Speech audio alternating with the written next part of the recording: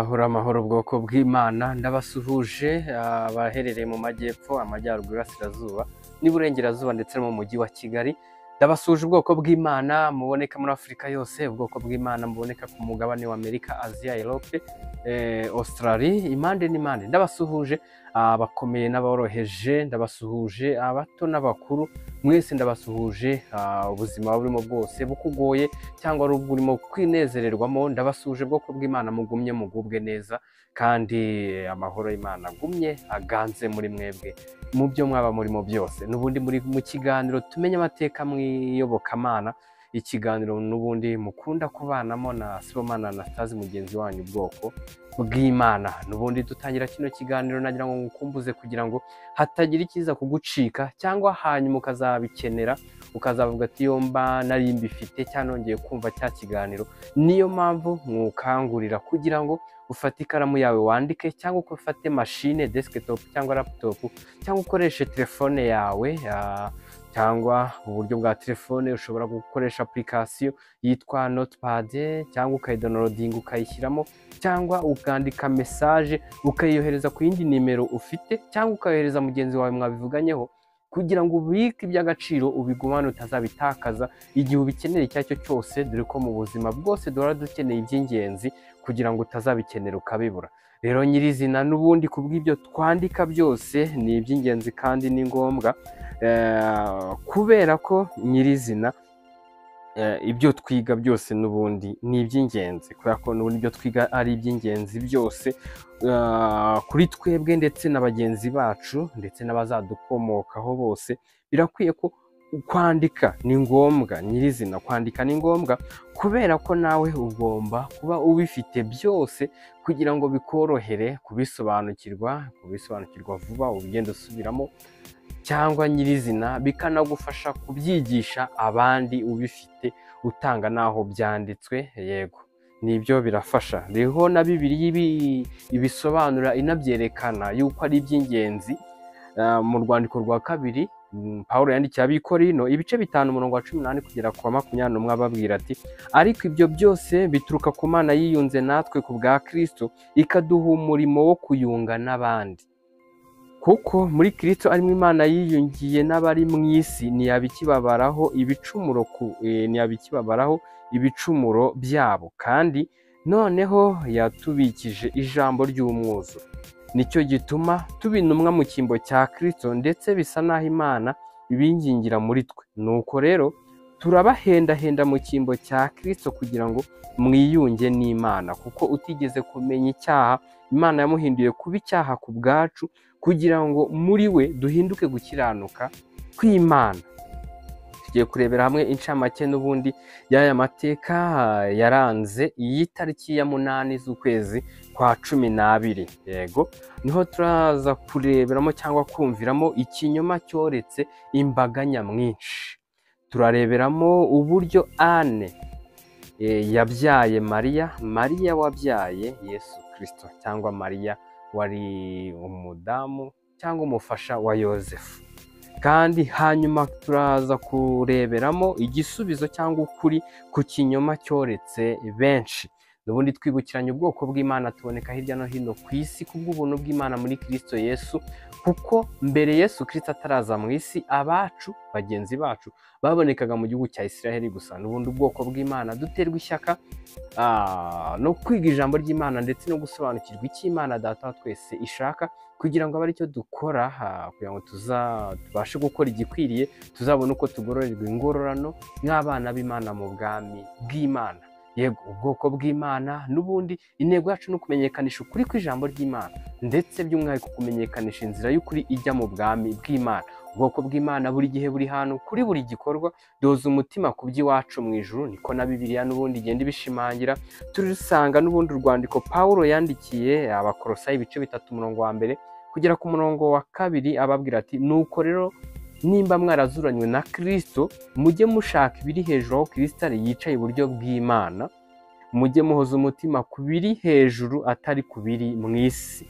Ndetse n'ubutumwa bwiza uko bwanditswe na Matayo ibice 6 ku murongo wa 19 kugera kwa 21 hari abivuga hati: nimukibikire ubutunzi mu isi, aho inyenzi n'ingese ziburya, aho inyenzi n'ingese ziburya, kandi abajura bacukura bakabwiba, ahubwo mwibikire ubutunzi mu ijuru, aho inyenzi n'ingese zitaburya n'abajura ntibacukure ngo babwibe, kuko aho ubutunzi bwawe buri ariho n'umutima wawe uzaba. Ariko uraza usange n'ubundi hari abatubeshya bakanibeshya yuko ari ubwoko bw'Imana, ariko bahoza imitima yabo. N'ubundi harabatamaza, nk'uko mu rwandiko Pawulo yandikiye Tito igice cya mbere umurongo wa 16 habivuga hati, bavuga yuko bazi Imana ariko bayihakanisha ibyo bakora. Bene abo nabo kwanga urunuka, n'abatumvira Imana, no ku mirimo myiza yose ntacyo bamaze. N'ubutumwa bwiza uko bwanditswe na Matayo ibice 7 umurongo wa 16 kugera ku wa 17 harabihamya hati, muzabamenyera ku mbuto zabo. Mbese hari abasoroma imizabibu ku mpungenge cyangwa imbuto z'umutini ku gitovu? Nuko igiti cyiza cyose cyera imbuto nziza, ariko igiti kibi cyera imbuto mbi.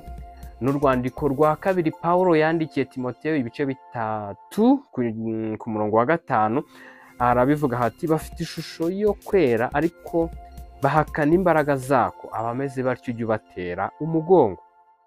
Ndetse n'urwandiko Pawulo yandikiye Abafilipi ibice 3 umurongo wa 18 kugera ku murongo wa 19 harabivuga hati, hariho benshi bagenda ukundi, abo nababwiye kenshi, nanone ndababwira ndira yuko ari abanzi b'umusaraba wa Kristo, amaherezo yabo ni ukurimbuka, Imana yabo ninda, biratana ibiteye isoni byabo, bahoza umutima ku by'isi. Rero durebye ku cyo tuvuze haruguru n'icyo Bibiliya ibishimangiye itanga umugabo, urasanga ikintu hari igihe kirekire mu buzima bwawe, ugatanga n'imbaraga n'ubutunzi kubw'intego y'icyo kintu. Icyo kintu niyo Mana yawe.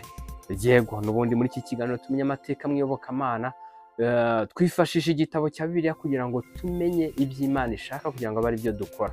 Ese nyirizina tuyibaza, abantu babayeho mu gihe cy'amateka bakoraga iby'Imana ishaka?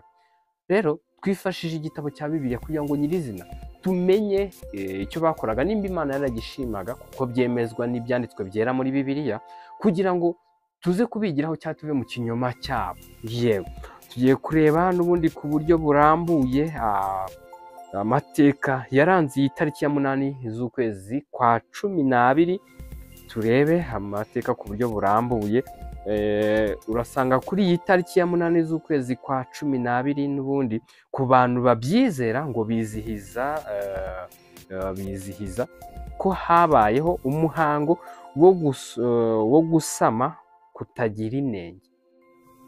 Nubwo uyu munsi mukuru ubaho mu gihe cya liturujia ya Adventi, itegura ivuka ry'umwami wacu Yesu Kristo, igitekerezo kandi kitagira inenge kivuga ku gusamwa kwa Mariya mu nda ya nyina ari we mutagatifu Anne. N'ubundi aya mateka twatangarijwe n'urubuga rwitwa christianitytoday.com. Rero tugiye kureba nyirizina, ese ibi bivuzwe muri aya mateka Bibiliya ibishimangiraho iki, ibihakana gute? Yego, tugiye kureba ukuri kwa Bibiliya cyo kubyerekanaho nyirizina, kugira ngo tugendere mu kuri Bibiliya yerekana, kugira ngo nidusanga babayeho muri aya mateka bari mu kinyoma tukivemo, ahubwo twubahiriza icyo Bibiliya ishaka ko dukora. Tugiye kureba n'ubundi, tugiye kureberamo uburyo Anne wabyaye Mariya, ari we Mariya wabyaye n'ubundi nyirizina Yesu Kristo. Tugiye kurebamo Bibiliya kibivugaho, tugiye no kureba kandi hanyuma kandi tunareberemo nyirizina igisubizo cyangwa ukuri ku kinyoma cyoretse benshi cyane. Nyirizina tugiye kureba mu kuvuka k'umuntu, avuka ameze ate? Ese umuntu ashobora kuvuka ari umutagatifu? Nyirizina agahinja kakitwa gatagatifu. Ese umuntu ashobora kuvuka ari uwera? Ashobora kuvuka ari umuragwa w'ijuru? Ese umuntu ashobora kuvuka ari umwana w'Imana? Cyangwa umuntu ashobora kuvuka ari ubwoko bw'Imana? Ibyo ngibyo ni ikinyoma. Ntabwo umuntu ashobora kuvuka ari umutagatifu cyangwa ari umwana w'Imana, cyangwa ngo habeho kuba umuntu mu gihe asamwe cyangwa abyawe, ngo abyawe mu buryo bwejejwe, cyangwa mu buryo icyo twabivugaho, cyangwa avutse mu buryo uwo mwana ugiye kuvuka atari buze kuvukana icyaha. yego, ibyo ntibibaho. Umwana wese, agahinja kose kavukana icyaha. Tugiye kureba icyo Bibiliya ibishimangiraho cyangwa n'icyo ibivugaho, kuko hano turanyomoza ikinyoma dusangayo muri aya mateka nyirizina, kuko abayabayemo nimba hari n'abakiyarimo baba bari mu kinyoma, ntabwo baba bari mu kuri kw'icyo Bibiliya ivuga cyangwa ijambo ry'Imana ribitubwira mu byanditswe byera muri Bibiliya. Urasanga nyirizina umuntu wese avukana icyaha, kandi icyaha umuntu avukana kiba kimutandukanije n'Imana. Yego, tugiye kureba rero icyo Bibiliya igumye bishimangiraho. Urasanga muri Zaburi ya 51 ku murongo wa 7 haravuga ngo dore naremwe haravuga ngo dore naremanywe gukiranirwa, mu byaha nimo mama yambyariye. Ijambo rya mbere ribishimangira rinyomoza iki kinyoma cyavuzwe haruguru yuko Mariya wabyaye Yesu yaba yarasamwe mu buryo butagira intege. Yes. Turaza turebe no muri Zaburi ya 58 ni umurongo wa 4 kugera kwa 7. Yego, umurongo wa 4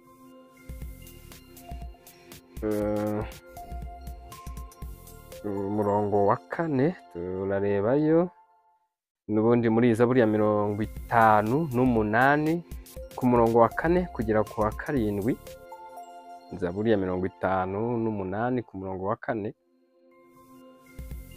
Yego, tuharebe Zaburi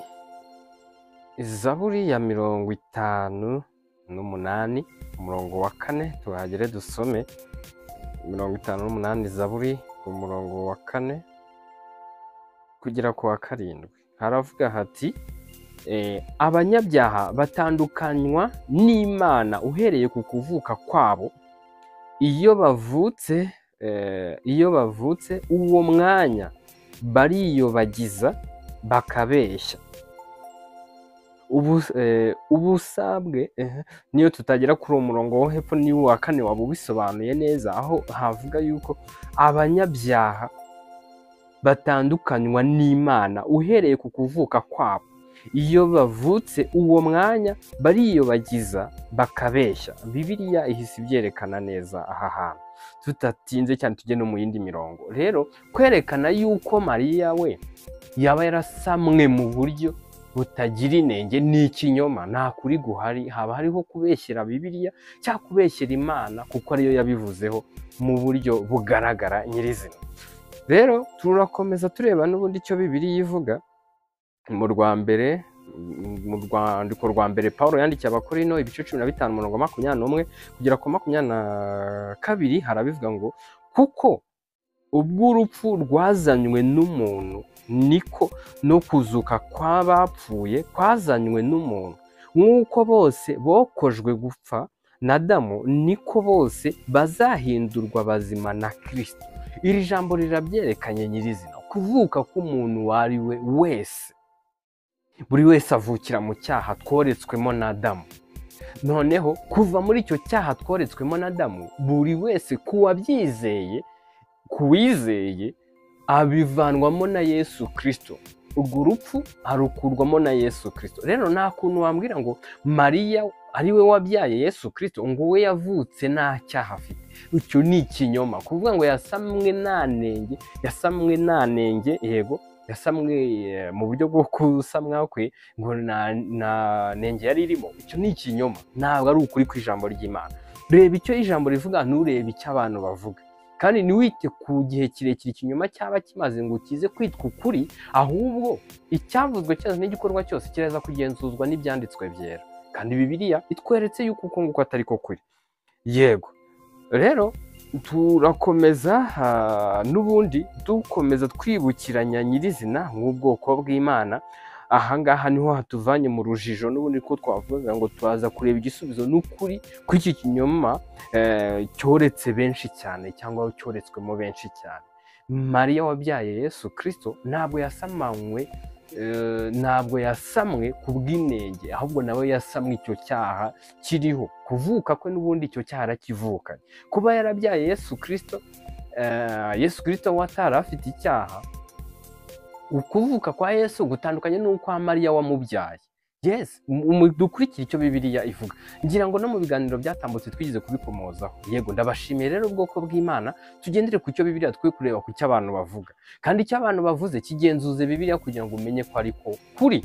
Yego, ndabashimiye cyane yuko mwabanye natwe muri iki kiganiro cy'amateka y'uyu munsi nyirizina. Rero ndabashimiye cyane ubwoko bw'Imana, n'ubundi duterwa ishyaka no kwiga ijambo ry'Imana. Ni ibintu byumvikana kandi bizwi, kandi intego yacu n'ubundi intego yacu ni ukumenyekanisha ukuri kw'ijambo ry'Imana, ndetse no kumenyekanisha inzira y'ukuri ijya mu bwami bw'Imana. Ubwoko bw'Imana buri gihe buri hantu, kuri buri gikorwa duhoza umutima ku by'iwacu mu ijuru.